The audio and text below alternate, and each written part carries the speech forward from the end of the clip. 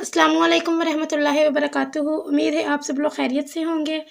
तो last video में हम लोगों ने टॉपिक नंबर 33 तक ऑलमोस्ट इसका MTS 623 का मिड टर्म सिलेबस कवर कर लिया था। आज इंशाल्लाह हम अपना नेक्स्ट टॉपिक स्टार्ट करेंगे।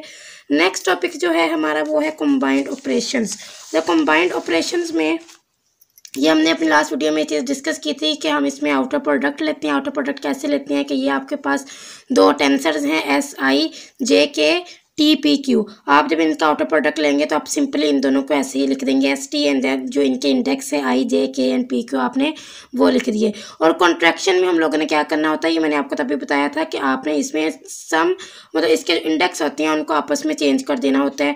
कि यहाँ पे उन्होंने यहाँ पर ये वाला जो टेंसर था और ये वाला जो था इन्होंने इसको चेंज करके इसको म्यू में चेंज कर दिया, इसको सिंपल कर दिया। मतलब कॉन्ट्रैक्शन में हम लोग इंडेक्स को सेम करते हैं। तो ये चीज़ हमने अपनी लास्ट वीडियो में डिस्कस की थी। आज हम इसी के रिलेटेड कुछ क्वेश्चंस को सॉल्व करेंगे।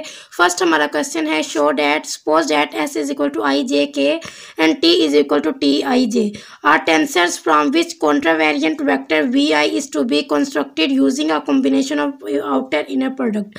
अब सिंपल अगर आप इस क्वेश्चन की स्टेटमेंट को अच्छे से समझे तो इसमें आप लोगों ने क्या करना है, आउटर प्रोडक्ट या इनर प्रोडक्ट लेना है किसका S एंड T का, और फिर बताना है कॉन्ट्रा के ये कॉन्ट्रावेरिएंट वेक्टर है या नहीं है। तो चलिए स्टार्ट करते हैं इसका सॉल्यूशन।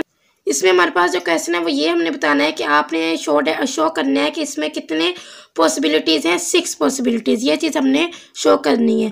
हमें जो गिवन टेंसर्स हैं वो हैं SI, JK एंड T आपके पास है L एंड M। करना क्या है, आपने कहा डॉट प्रोडक्ट आउटर प्रोडक्ट लेना है। आउटर प्रोडक्ट में क्या करना है, सिंपल S की वैल्यू और T की वैल्यू लिख लेनी है और फिर S और T को मिला के हमें यहाँ पे कि न्यू वेरिएबल इंट्रोड्यूस करवा देते हैं। वो आपकी मर्जी होती है कि आप जो मर्जी लिख दें। S एंड T की जगह पे यहाँ U लिख दिया और ऊपर वाले जो इंडेक्स थे कॉन्ट्रा वेरिएंट वाले हमने वो लिखे और नीचे जो को वेरिएंट में थे वो लिखे। अब हमने शो क्या करवाना है कि यहाँ पे इनकी 6 पॉसिबिलिटीज़ बननी चाहिए कॉन्ट्रैक्शन में। और ये चीज़ हमने अपनी लास्ट वीडियो में डिस्कस की थी कि सबसे पहले आपने इन दोनों को सेम करना है। I एंड K को सेम करेंगे, मतलब यहाँ U कर देंगे, U कर दें हम U ही किया हुआ उन्होंने, यहाँ और यहाँ U करेंगे। फिर सेकंड पॉसिबिलिटी कि आप इन दोनों को सेम कर दें, I को M के साथ। देखें पहले I को K के साथ सेम करेंगे और फिर I को M के साथ, तो 2 बन जाएंगे टेंसर। फिर J को K के साथ करेंगे एंड J को M के साथ करेंगे, 2 इसकी पॉसिबिलिटीज़ बन जाएंगी। फिर L को K के साथ करेंगे एंड L को M के साथ करेंगे, 2 ये बन जाएंगे। टोटल कितनी बन जाएंगी, 6। और यही 6 हमने बनानी है। कैसे बनाई कि पहले आपने इन दोनों को सेम कर दिया, U एंड U कर दिया, फिर आपने इन दोनों को सेम कर दिया, फिर आपने इन दोनों को सेम कर दिया। इस तरह जैसे मैंने अभी आपको बताया, तो ये 6 पॉसिबिलिटीज़ ही बनेंगी। नेक्स्ट है जी आपके पास क्वोशंट लॉ। क्वोशंट लॉ क्या होता है, by this law we can test given quantity is tensor. हम इस लॉ को अप्लाई करके आप किसी भी टेंसर को बता सकते हैं कि वो जो गिवन क्वांटिटी है वो टेंसर है या नहीं। If inner product is tensor, A is also tensor. अगर आप उनका इनर प्रोडक्ट लेते हैं, अगर वो इनर प्रोडक्ट टेंसर है तो इट्स मीन्स कि वो भी क्या होगा, टेंसर ही होगा। शो डैट, आप ये देखें ये क्वेश्चन ये इंपॉर्टेंट भी है और बहुत ज़्यादा ईजी भी। Show that expression AIJK is covariant. अब यहाँ पे उन्होंने 2 चीज़ हमें दी हुई है, एक AIJK, इसका हमने बताना है कि वो क्या है, कोवेरिएंट टेंसर है। If AIJK BK is covariant tensor of rank 2 and BK is contravariant। अब ये 2 चीज़ें हैं, इनमें ये बताना है कि AIJK ये कोवेरिएंट है और B की पावर K ये कॉन्ट्रावेरिएंट है। इसका रैंक 1 है और इसका रैंक 2 है। ये चीज़ अब हम यहाँ पे प्रूफ करेंगे।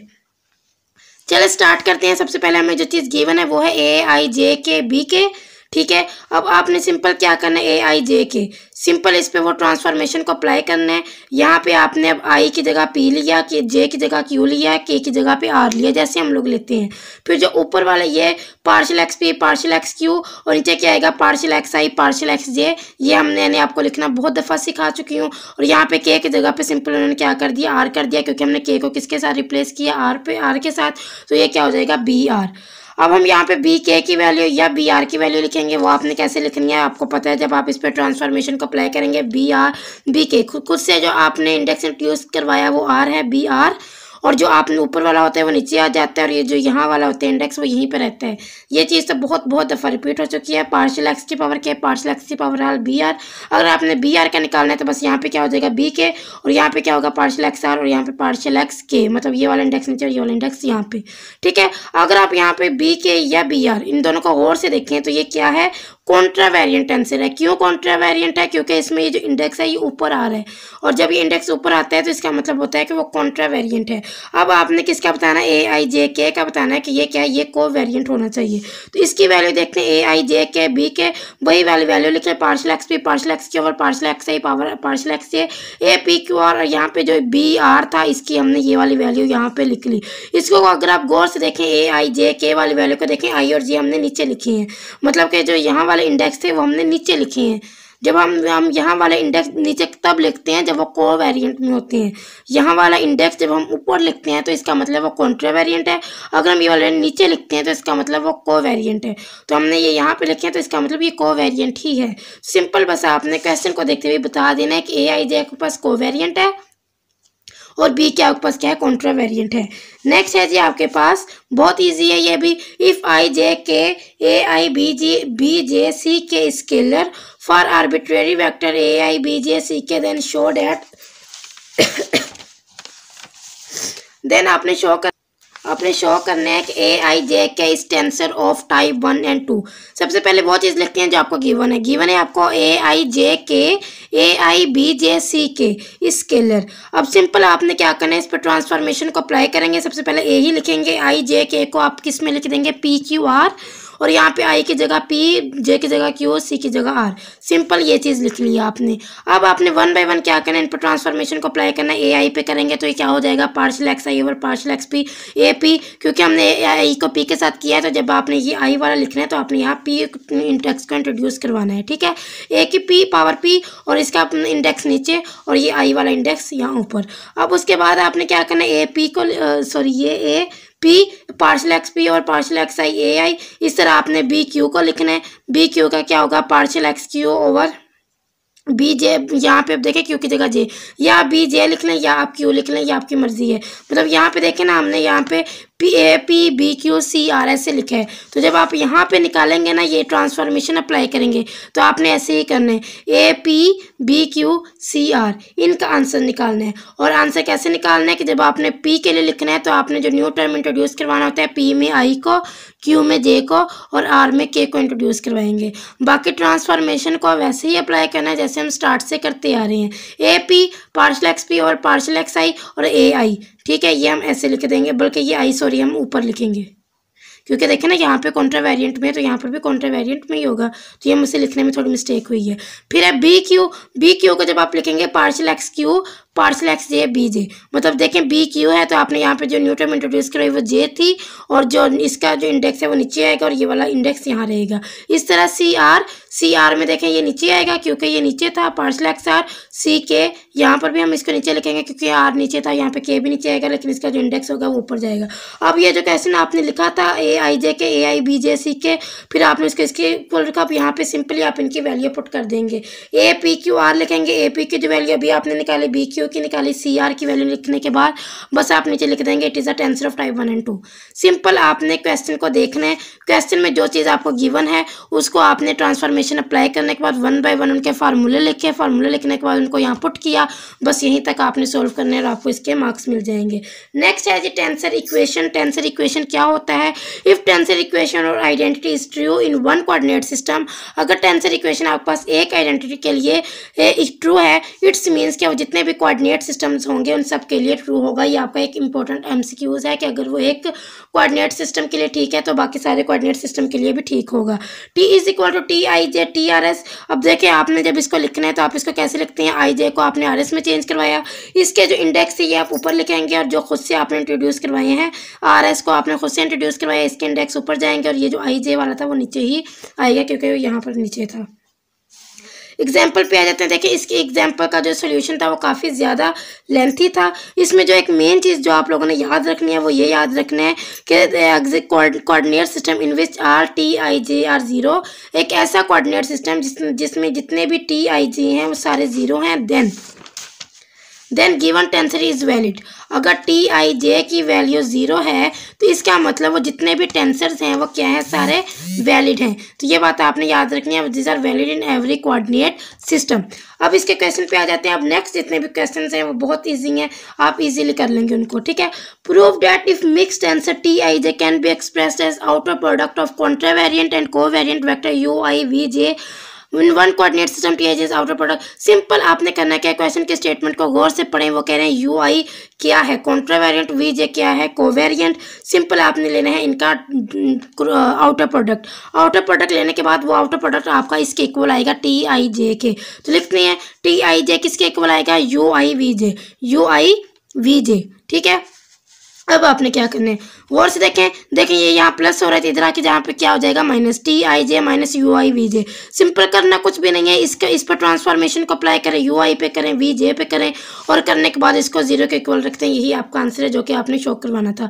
बहुत ईजी है। आई जे की जगह उन्होंने खुद से जो इंडेक्स इंट्रोड्यूस करवाई वो आर एंड एस को कराया, और जो आई और जे इसके जो इंडेक्स ये ऊपर आएगा, आई पार्शियल एक्स आई ऊपर, पार्शियल एक्स जे नीचे, इसका जो पार्शियल एक्स आर है वो नीचे, और इसका जो पार्शियल एक्स की पावर एस है वो यहाँ पे।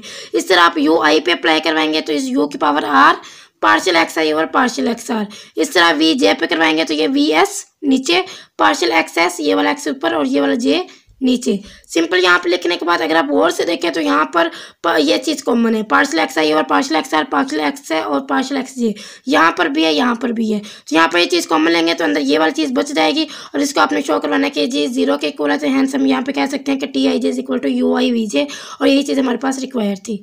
सिंपल, बस मेन चीज़ आपको ट्रांसफॉर्मेशन को अप्लाई करना आना चाहिए। जो भी आपको गिवन होगा क्वेश्चन में उस पर ट्रांसफॉर्मेशन को अप्लाई कर दें तो आपको इंशाल्लाह मार्क्स मिल जाएंगे। बहुत इंपॉर्टेंट, बहुत easy topic, symmetric tensor and secure symmetric tensor. Symmetric tensor वाला कॉन्सेप्ट आप ऑलमोस्ट 9-10 से पढ़ते आ रहे हैं कि सिमेट्रिक एंड सिक्योर सिमेट्रिक किसे कहते हैं। तो टेंसर में भी इसकी वही डेफिनेशन है जो हम लोग पहले मैथ में 9-10 में की हुई है। Tensor is said to be symmetric. आप किसी भी टेंसर को कब बोलते हैं कि वो सिमेट्रिक है, विद रिस्पेक्ट टू कॉन्ट्रावेरिएंट या टू कोवेरिएंट।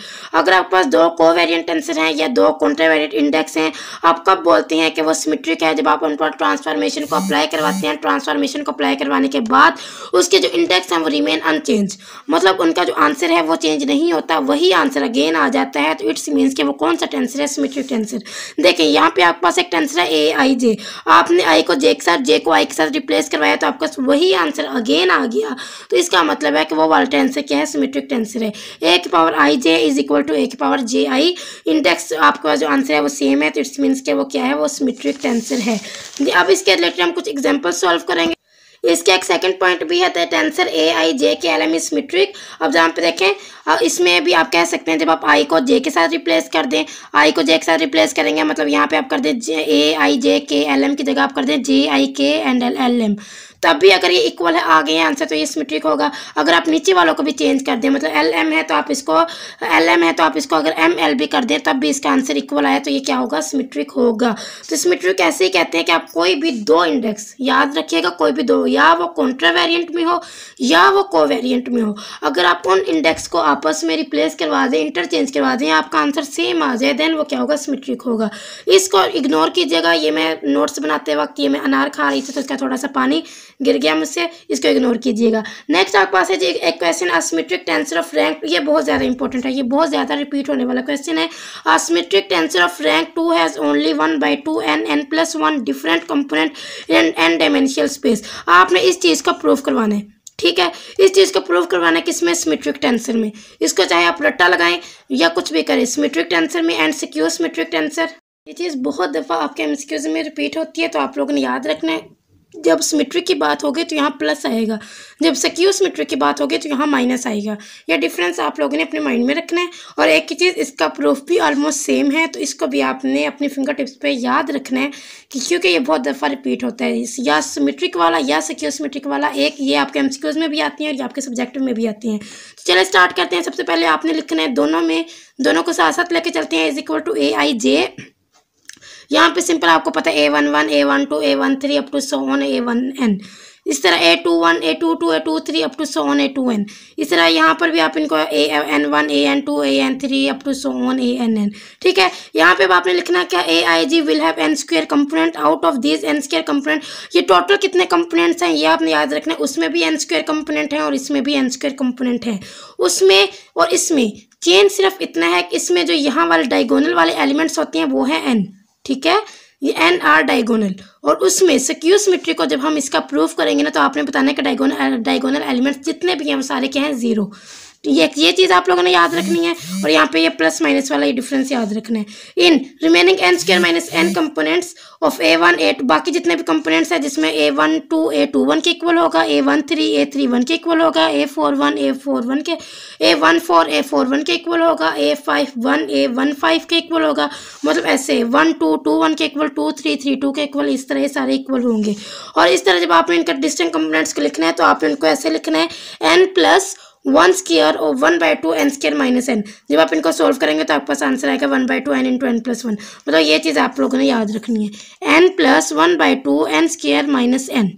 ठीक है, जब भी सिमेट्रिक की बात होगी सबसे पहले आप ये वाला मैट्रिक लिखेंगे, ये वाला मैट्रिक लिखेंगे। और इसके बाद आप लोगों ने लिखना है कि n क्या है इसमें, मतलब जितने भी डायगोनल है उनकी वैल्यू n है और जितने भी बाकी अदर कंपोनेंट्स हैं उनकी वैल्यू है n स्क्वायर माइनस n। आप इनको प्लस करेंगे n को, plus 1/2 n square minus n। इसको सोल्व करेंगे तो आपके पास यही चीज़ आ जाएगी जो आपने प्रूफ करनी है। सेम इसी तरह स्क्यू सिमेट्रिक वाला होगा। स्क्यू सिमेट्रिक में क्या होता है, स्क्यू सिमेट्रिक एक ऐसा टेंसर होता है जिसमें अगर आप उनके दो कॉन्ट्रा वेरिएंट वाले या दो को वेरिएंट वाले इंडेक्स को आपस में इंटरचेंज कर दें तो आपका जो आंसर है उसके स्टार्ट में माइनस आ जाए। मतलब ए अगर आपने IJ किया है तो अगर आप उसको चेंज करते हैं JI में तो यहाँ स्टार्ट में माइनस आ जाए, इसको कहते हैं स्क्यू सिमेट्रिक। या उन्होंने यहाँ पे लिखा हुआ है अगर IJ के LM है, आपने J को I के साथ चेंज किया तो यहाँ पे ये किसके इक्वल आएगा, -A, यहाँ पे J, यहाँ पे I K और यहाँ पे LM, मतलब स्टार्ट में माइनस आ जाएगा। उसके बाद है जी